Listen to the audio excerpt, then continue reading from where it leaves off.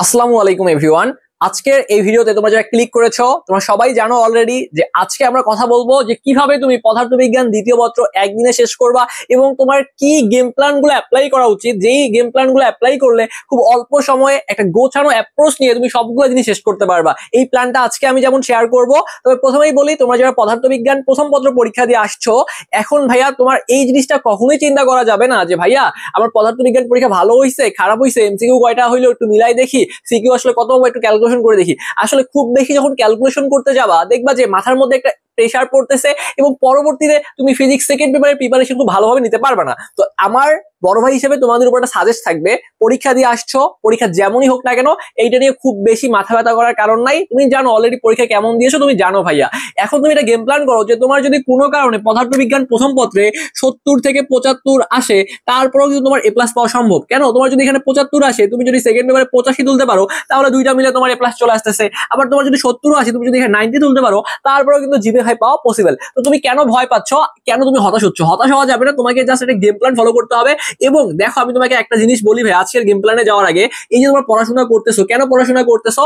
যাতে তুমি দিন শেষে একটা ভালো রেজাল্ট নিয়ে আসতে পারো। কেন ভালো রেজাল্ট নিয়ে আসবা? যেন তোমার বাবা মা তোমাকে নিয়ে খুশি হয়, যেন তোমার বাবা মা তোমাকে নিয়ে গর্ব করতে পারে। তবে এই জিনিসটা কখনোই করা উচিত না যে একটা রেজাল্ট নিয়ে খুব বেশি বাড়াবাড়ি করা। বাড়াবাড়ি মিনস যেমন আজকে এসএসসি পরীক্ষার রেজাল্ট দিবে, অনেক অভিভাবক থাকবে, আমি তাদেরকে রিকোয়েস্ট করবো, তাদেরকে আমি রেসপেক্ট করে বলতেছি, দেখা যাবে রেজাল্টের পরে হয়তো অনেকে বলবে যে কেন তুমি এটা রেজাল্ট পাইছো, কেন তুমি যেভাবে পাও নাই, মানে তার নিজের ছেলে মেয়েকে অন্যদের সাথে কম্পেয়ার করতেছে, তুলনা করতেছে। তো এমনিতে একটা ছেলে রেজাল্ট খারাপ করছে, জিপিএ পায় নাই, 4.50 পাইছে হয়তো, বা তার মন মানসিকতা খারাপ, তার উপরে এসে যখন বাবা মা এই কথাগুলো বলবে, এটা আসলে মানসিক টর্চার ভাইয়া, রীতিমতো এটা মানসিক টর্চার। তো দেখা যাবে এই ছেলেটা এবং মেয়েটা দেখা যাবে সে ডিপ্রেশনে মাত্রাটা আরো বেড়ে যাবে। কিন্তু এই স্টেজে এসে তার বাবা অথবা তার মা যদি তাকে বলে তুমি যে রেজাল্ট করছো আমরা খুশি আছি, তোমার উপরে কোনো চাপ নেই, কিছু নাই, তুমি জাস্ট লাইফে ভালো কিছু করো, ভালো মানুষ হও এবং সামনে তোমার রেজাল্টটাকে কিভাবে আরো ভালো করা যায় এইটার জন্য সর্বোচ্চ পরিশ্রম দাও। এবং তোমার পাশের বাসা আন্টির মেয়ে তো যেভাবে পাইছে সমস্যা নাই, তুমি জাস্ট ভালো মতো পড়াশোনা করো, ভালো মানুষ হবা এবং পাশের বাসা আন্টির মেসে একটু বেশি পড়াশোনা করো এবার, যাতে তুমি সামনে আরো ভালো পড়াশোনা করতে পারো, একটা ভালো রেজাল্ট আমাদেরকে গিফট করতে পারো, বা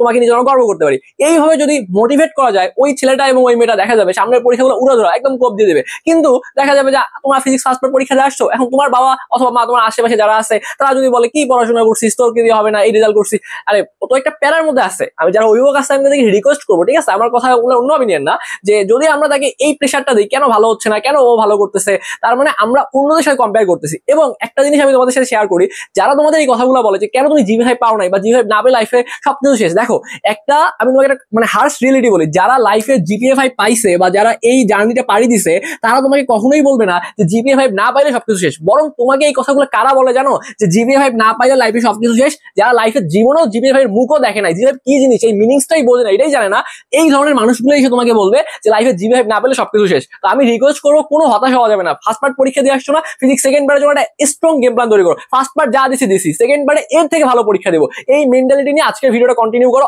আশা করি সেকেন্ড পার্ট পরীক্ষা আমরা ভালো দিয়ে আসতে পারবো। তো চলো, আসলে পড়াশোনাটা কিন্তু সবাই তোমাকে কথা বলবে, এটা বলবে সেটা বলবে, বাট তোমার যে পড়াশোনার ইচ্ছা হচ্ছে না, তুমি যে পড়াশোনা করতে পারছো না, তোমার যে আগ্রহ হচ্ছে না পড়াশোনার, এই আগ্রহটা কেউ সৃষ্টি করবে না ভাইয়া। আমি কথাটা বললাম, মিলাই নিও, তোমার খারাপ লাগতে পারে, বাট আমার মনে হয় যে তোমার এই যে ভাইয়া জিনিসগুলো নিয়ে কথা বলা দরকার, যে একটা ছেলে বা একটা মেয়ে সে যে পড়বে তাকে যে একটু মোটিভ করা দরকার। এই কাজগুলো কেউ করতে চায় না, সবাই বলে এই বড় এই এমসিকিউ বড়। ভাই পড়াশোনা তো করবো ঠিক আছে, বাট পড়াশোনা করার আগ্রহ তো আমাকে তৈরি করতে হবে।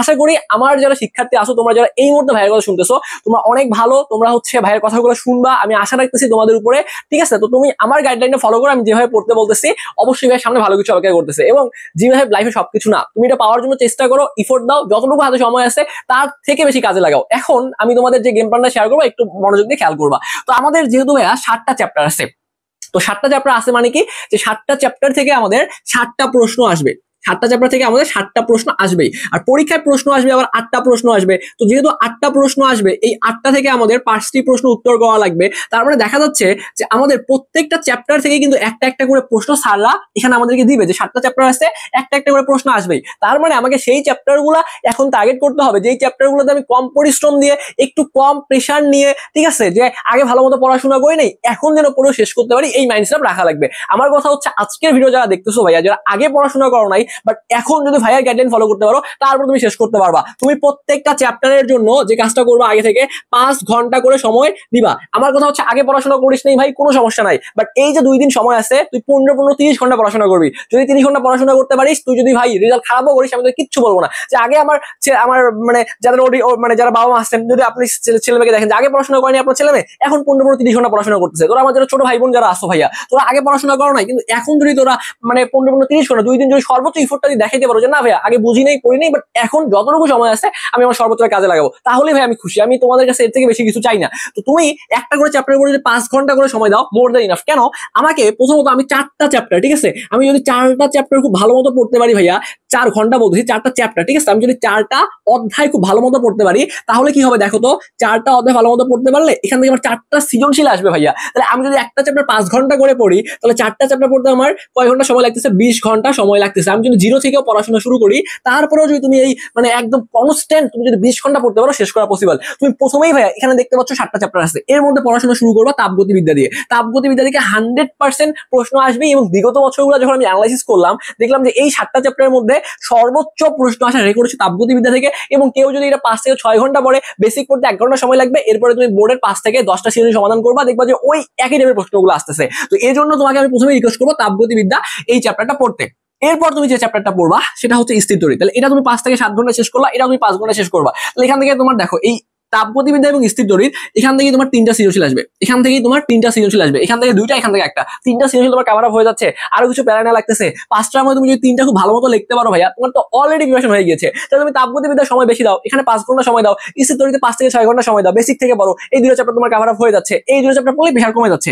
এরপর তুমি যে চ্যাপ্টারটা পড়ো ভাইয়া, সেটাও দেখো এই যে চ্যাপ্টারটা পরমাণুর গঠন ও নিউক্লিয়ার পদার্থবিজ্ঞান। কেন ভাইয়া এই চ্যাপ্টার পড়তে বলছেন? কারণ এই চ্যাপ্টারের মধ্যে তুমি যদি কয়েকটা সূত্র মুখস্থ করতে পারো ভাইয়া, এই সূত্র মুখস্থ করে বোর্ডের জাস্ট 5 থেকে 6টা সৃজনশীল প্র্যাকটিস করো, এই চ্যাপ্টার থেকে প্রশ্ন ঘুরাইতে পারে না স্যার, যেরকম আসছে ওইরকম তুলে দেয়, বোর্ড কোশ্চেনের সাথে মিল বেশি থাকে। তো তোমার দেখতে হবে যেগুলো সহজে অ্যান্সার করে যায় সেগুলো তোমাকে টার্গেট নেওয়া লাগবে। কিন্তু তুমি যদি চলতরিৎ প্রথমেই পড়া শুরু করো ভাইয়া, চলতরিৎ থেকে যারা ভালো পড়ো সমস্যা নাই, বাট এই চ্যাপ্টারটা যারা ভালো মতো পারো না, তারা কিন্তু কভার করা পসিবল হয়ে যাবে, প্রশ্ন ঘুরার পসিবিলিটি থাকে, একটু দেখা যাবে যে কঠিন করার পসিবিলিটি আছে। এই জন্য যারা ভালো পারো তারা অবশ্যই পড়বা, আর যারা পারো না তারা হচ্ছে 1 আর 2 মানে তাপগতিবিদ্যা স্থির তড়িৎ পড়বা, এরপরে পরমাণুর গঠন নিউক্লিয়ার পদার্থবিজ্ঞান পড়লা। অলরেডি 3 সেট প্রশ্ন হয়ে গেছে।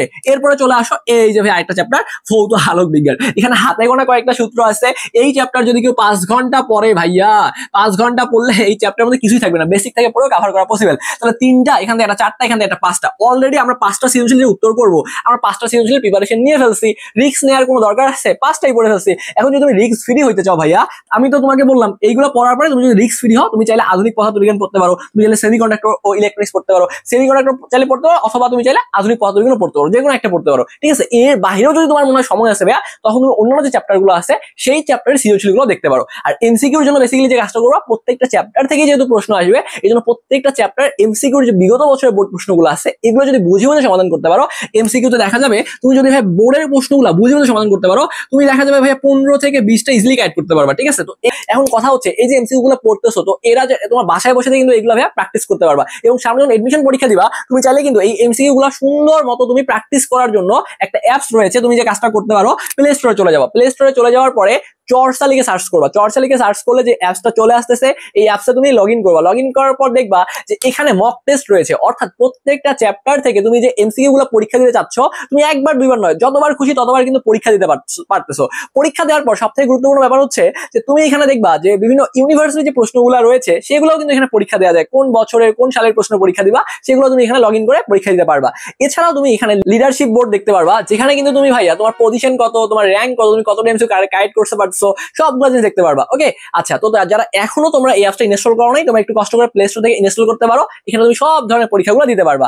আচ্ছা, তো যে জিনিসটা তোমাদের বলতেছিলাম, তুমি যদি এমসিকিউর জন্য একটা গোছানো প্রিপারেশন নিতে পারো, অবশ্যই ভাই এমসিকিউ ভালো করা পসিবল। এই জন্য তোমার তো এমসিকিউটা ভালো করতে হবে, সৃজনশীল ভালো করতে হবে, আর প্র্যাকটিক্যাল 25টা পেয়ে যাবা, চাপ নেওয়ার কিছু নাই। তো তুমি যদি এই গেম প্ল্যানটা ফলো করতে পারো ভাইয়া, অবশ্যই তোমার এখান থেকে পরীক্ষায় প্রশ্ন কমন চলে আসবে। তো জাস্ট একটু ভালো মতো পড়তে থাকো, কোনো হতাশ হওয়া যাবে না, কোনো ডিপ্রেশনে পড়া যাবে না। তোমাকে যেটা বললাম যে তুমি জাস্ট ভাগ করে নাও, একটা করে চ্যাপ্টার সময়গুলো ভাগ করে নাও, সময় ভাগ করে নিয়ে যদি পড়তে পারো, অবশ্যই তোমার এখান থেকে পরীক্ষার প্রশ্ন কমন চলে আসবে। তো তোমাদের মধ্যে যারা আসো যে সামনে তো তোমাদের এডমিশনের প্রিপারেশন নেওয়াই লাগবে, তোমাদের অনেক তোমাদের বন্ধু যারা আছে আমাদের কাছে কিন্তু অলরেডি প্রি বুকিং করে রাখতেছে। যেহেতু আমাদের এখানে লিমিটেড একটা আসনের ব্যাপার স্যাপার থাকে, তোমরা এখনো যারা প্রি বুকিং করো নাই, যারা মেডিকেল ভর্তি পরীক্ষার জন্য প্রিপারেশন নিতে যাচ্ছ অথবা যারা ভার্সিটি ভর্তি পরীক্ষার জন্য প্রিপারেশন নিতে যাচ্ছ, তারা প্রি বুকিং করে রাখতে পারবে। এখন আমাদের এই যে হোয়াটসঅ্যাপ নাম্বারটা যে রয়েছে 01317132318, আমাদের এই নাম্বারে হোয়াটসঅ্যাপে কথা বলো, এই নাম্বারে হোয়াটসঅ্যাপে একটা মেসেজ দাও, এই নাম্বারে হোয়াটসঅ্যাপে একটা মেসেজ করে তুমি কিন্তু চাইলে প্রি বুকিং করে রাখতে পারবা। তো যারা এখনো প্রি বুকিং করে রাখো নাই, প্রি বুকিং করে রাখো। তুমি যদি এখন প্রি বুকিং করে রাখো তাহলে একটা স্পেশাল ডিসকাউন্ট পাবা।